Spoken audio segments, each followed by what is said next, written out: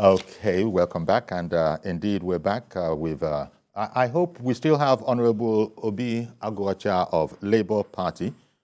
Yes, you're still there. I can see your lips moving. I can't lip read very well, but we still, it appears that we have this challenge. Honorable Agwacha, can you, I believe you can hear me. Okay, it looks like we're going to have to sort some matters out. So we'll just take this report that was done earlier, and then we'll come back. If Honorable Agwacha is still with us, we'll pick it up from there. And bear true allegiance to the Federal Republic of Nigeria. A roll call of members-elect kickstarts the business of the day. At the end of the exercise, 359 members-elect are on seat, leaving the seat of the deceased from Taraba State vacant. And that I will abide by the code of conduct. Former House Leader Halazana Dodogua nominates Tajuddin Abbas. That the man I'm presenting today is someone who, by providence of hard work, commitment and experience, a man of this repute, a man of this unparalleled record, is no other person than Right Honorable Tajuddin Abbas, member-elect. Against the ruling party's directive, former Deputy Speaker Hamid Idris and Zamfara lawmaker Aminu Jaji throw their hats in the ring. For about 2 hours, members-elect cast their votes using the open ballot.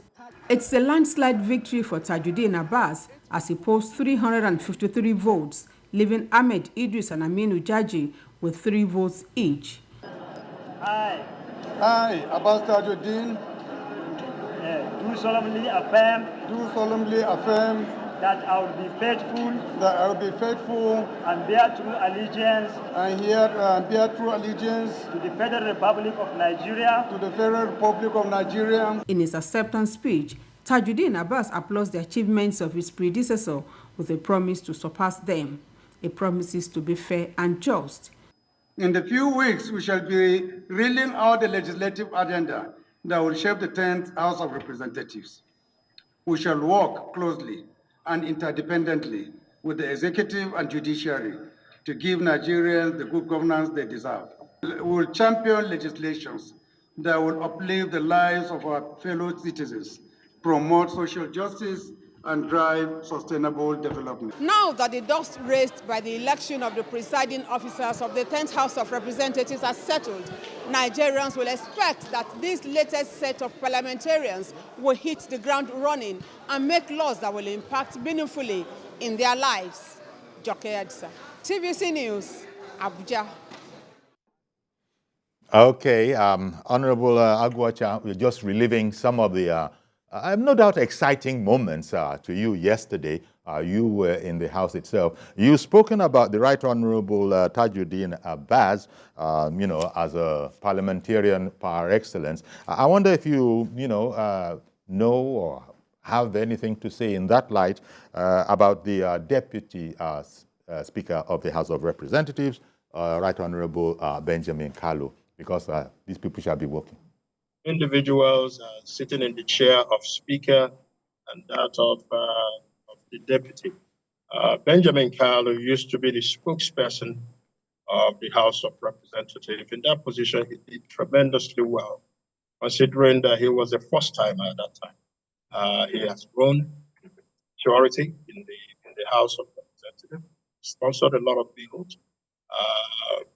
But most importantly, he's a man who is committed to Project Nigeria, is efficient and effective and focus-driven to ensure that this 10th Assembly is become one of the best National Assembly gatherings that has ever happened in the history of Nigeria. Despite being of a Labour Party, I'm quite impressed with the leadership that we now have in the National Assembly, headed by Tajuddin Abbas, Benjamin Kalu. The only thing that I'm asking of them is to now build upon it, ensure that collaboration and endorsement that we give to them by voting unanimously for them is maintained, and that cordiality, that brotherhood can now be maintained and be seen to have an impact in type of legislation, type of bills that pass, those that are going to be impactful to the people of Nigeria. Now, something else that was brought up by, I think it was the last caller, he was highly impressed and quite happy, quite frankly, with the transparency of the process in the House of Representatives, which he contrasted with the Senate. I want to ask you, what's your disposition? Were you surprised by that, or were you surprised by the fact that you had to state who your person was as you were voting? Yeah, no, it's all about the House rules and the Senate rules. The Senate rules require each members to vote in secret. That's just what happened. The House of Representatives House standing rules says that we have to vote openly. This wise, if your name is mentioned, you stand up and affirm who your candidate is. The House rules is more like an option A4, while the Senate rules open secret. So, okay. So I tend to prefer the House of Representatives rules. Okay. Allows every member to affirm openly whom their support will go to. That's a good bit of information there that, well, it's not so much that people chose which way they were going to go. There are rules. There were rules. Yeah, these are standing rules in each of the houses, their own rules. The Senate, like I said, in their house, demand that they vote in open secret, while the House of Representative rules, put there by members previously before we came, says that we have to vote openly. Okay. And that is what you saw demonstrated. All right. Yes. Mr. Umaru in Surulere has called in. Good morning to you, sir. Good morning, sir. Okay. Please go ahead. Yes, the images of Mr. Abbas Tajuddin, the Speaker of the House of Representatives, I think is balanced the equation of zoning, whereby the Southwest goes with the President, the Northwest that gave the highest vote were given the speakership, while the Southeast got the Deputy Speaker. So by getting the highest vote by Mr. Abbas Tajuddin, I think this is a heavy thing on him because all the members have given him the support. So he has a heavy task ahead of him. That's my contribution. Well, I want to thank you very much for indeed making it, Mr. Umaru. Honorable Agwacha, would you care? The last caller did make a good point. Okay, please. Is one point Continue. that a lot of people have not taken good cognizance of. You see, the Tajuddin Abbas is a product of zoning. And I have always said that zoning is a good thing where zoning protects the rights of minorities. And in this wise, the Southeast, if we had allowed the elections to be all common affair, most zones will complain about marginalization. But that was removed effectively by the way the APC in the selection of their leadership candidate was done. So the Southeast was given a chair in the presiding table of the House of Representatives. Zoning as well brings about political stability. It brings about political stability in the sense that if it was not for zoning and we had allowed for an open process again, what you would have seen would have been more like, a president being a Muslim, a vice president being a Muslim, and maybe the Senate president and the speaker and the chief judge of the federation all being Muslims. But with zoning, it was now effectively that at least Christians have a seat on the presiding table in the National Assembly. The minority groups also have a seat on the presiding table. So zoning is effectively a good thing if harnessed very well for the development of Nigeria. And that is why you now saw the large number of people overwhelmingly, giving an overwhelming endorsement on Tajuddin Abbas and Benjamin Khan. Again, I want us to continue to improve upon that for the benefit of Nigerians. You know, it's an interesting subject, this matter of religion that just about every Nigerian cannot say he's not thinking about. But then also, a lot of Nigerians say that, you know, it doesn't really matter, that it is politicians who grab hold of those handles and sometimes use them nefariously or, you know. No, it's not true. No, it's not true. Anybody that tells you that zoning does not matter is telling you the truth by half. It does matter. We're still a nation in progress. We're still a nation where all these primordial tendencies still play. It matters that you were Muslim, matters that you were Christian, matters that you are an Igbo man, or Hausa Fulani, or a Jaw, you know, otherwise minded. We're still a melting pot. And until we come to an accelerated development, as you will see in other civilized countries where these things don't really matter, but until then, it does matter. And we must continue to work towards a common unity amongst our ethnic or religious colorations. But till then, that is the only way. That is the only way I can tell you that people are going to be, you know, part of a process that works for Nigeria. So it's not about politicians using it nefariously. No. All right. I know, yes, I can appreciate that politicians have used it in one way or the other to achieve their own personal gain. But from a collective perspective, these things don't matter, and we will continue to agitate. I mean, look at, why do you think you have all these agitations all over the Yoruba land, in the north, in the southeast? Is because people feel left out. People are feeling left out to lives of hopelessness and not enough opportunity and despair. And so, but when we begin to bring people I'm sorry to interrupt you. I'm sorry to interrupt you, but I don't want to lose this call that has come from Arochukwu. Mazi Okoroafo is there and has called in. Good morning to you, Mazi. Oh. Good morning, sir. Good morning, I guess. Right, Mazi Okoroafo. Good morning, Mazi Okoroafo. Yeah, good morning. Good morning, my brother. See, congratulations to the Akpabio and Abbas and the rest. Now, the question now is this. The major thing coming out is the chairman of the committees. That is where you see another ranking of statism, party, winner. Because the committees, very, very vital in the sense that these are juicy, they have what we call juicy committees. Juicy A, Juicy B, Juicy C. Now, who and who will now be chairman of those committees, chairman of the committee and committee members? That is what good. Now the election has come, but what I want all these house members, that's not 70%. In as much as the election has come and gone, the principal officers have elected, thank God everything have come and gone. The juicy committee, they should distribute it, that is equity and fairness. All those aggrieved members, they will not be annoyed.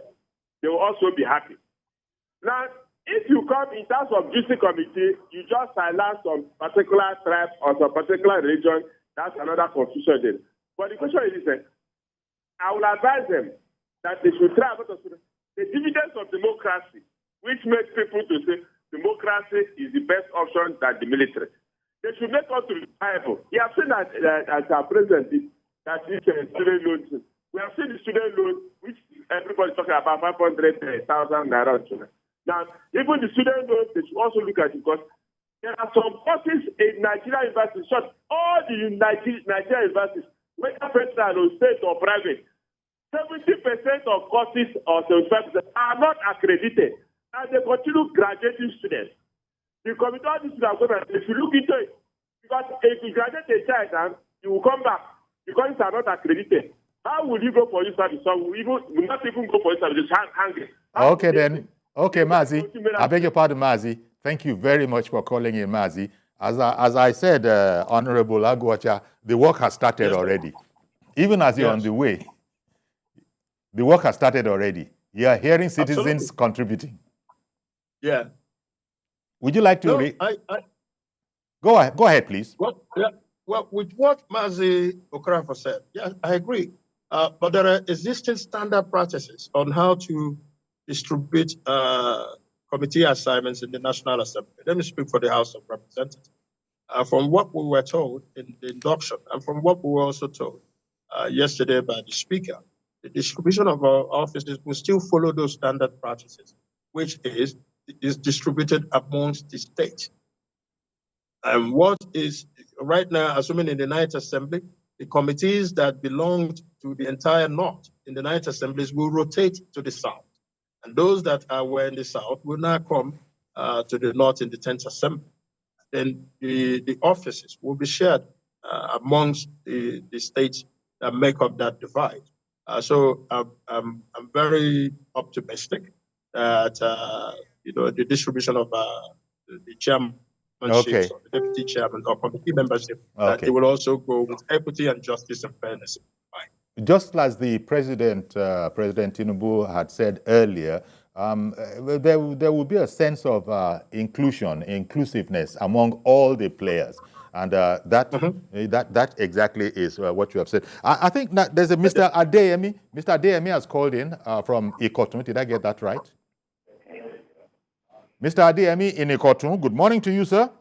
Good morning, I'm with you. Okay, please go ahead quickly now, please. I want to contribute towards what they are saying on the news on your television, TVC. Okay.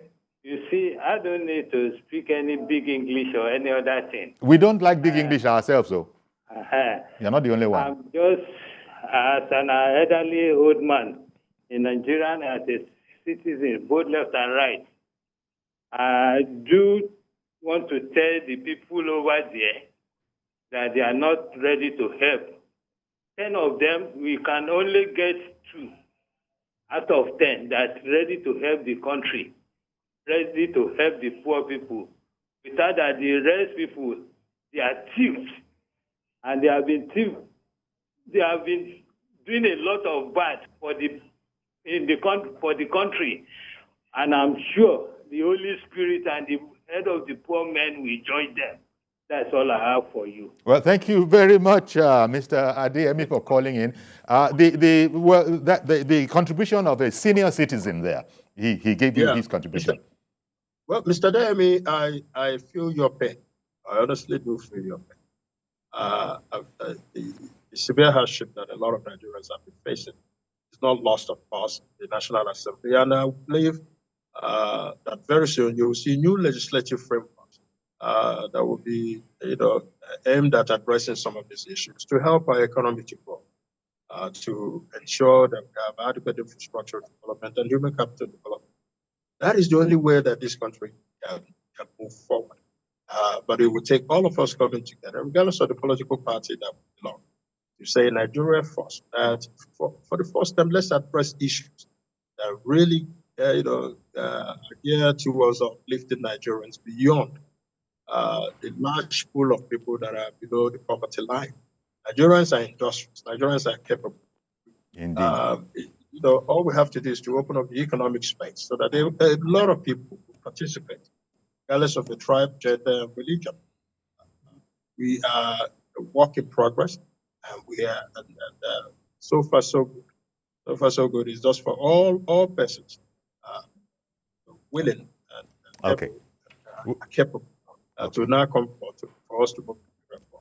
Okay, then. So in conclusion now, you spoke on it before, but let me bring it up again because of, the caption of this conversation, the emphatic win of Tajuddin Abbas, who was elected Speaker with 353 votes, defeating Idris Wase, 3 votes, and Sani Jaji, 3 votes. So that was a very emphatic win. And I think you've spoken on some of those, factors that aided this. It talks about the man. It's not the office that makes the man. It's the man that makes the office. I believe the resounding endorsement that we gave Tajuddin and Ben Carlo is a reflection of their character, their integrity, their temperament to handle the burdens of that office. And like I said to you, when you sit with Tajuddin Abbas, he makes good company simply because he has an open mind. And that is the type of leaders that we want. Tajuddin Abbas is more of a Labour man than an APC man, you know. Indeed. Well, that's... He's more of a Labour man than an APC man. You see, that's the temperament of a Labour man. But we're going to work with him. We're going to help him. He is also going to help us, to help the Nigerian people, to help, you know, whichever government that is in power, you know, but the era of just being partisan, being mean-spirited to one another, not accommodating one another, not collaborating with one another. Our work we did yesterday in the chamber of the National House of Representatives should demonstrate to Nigerians our willingness to come together to work for them. And they too, Nigerians, must be willing in their private lives to start doing right and to come together to collaborate, you know, leave all these ethnic colorations, leave all these religious colorations, leave all these tribal colorations for the benefit of Nigeria. If Nigeria works well, it works for everybody, regardless of the political party. Indeed. You know, and I think that's an invigorating place at which we could leave it this morning. And I want to thank you very much for making the time. It looks like your vehicle is stationary now, but you were actually in transit earlier on. I was in transit to the National Assembly. I'm actually now in the National Assembly. Oh, okay then. So we must let you go, so you can go take part in the plenary. Yes, we've started work. A lot of people wanted us to go home. A lot of us said, no, we must work. We have started our work for the benefit of Nigerians, and we're going to do marvelously well. At the end of our 4-year tenure, Nigerians will be exceedingly happy that a bunch of people at this 10th National Assembly came together for their own. Indeed. Our thanks to you, Honorable Obi Agwacha, Labour Party, House of Reps, you know, representing... For life, LP for life, LP for life. There you go. But you can never tell. I mean, who knows tomorrow? But I hear you.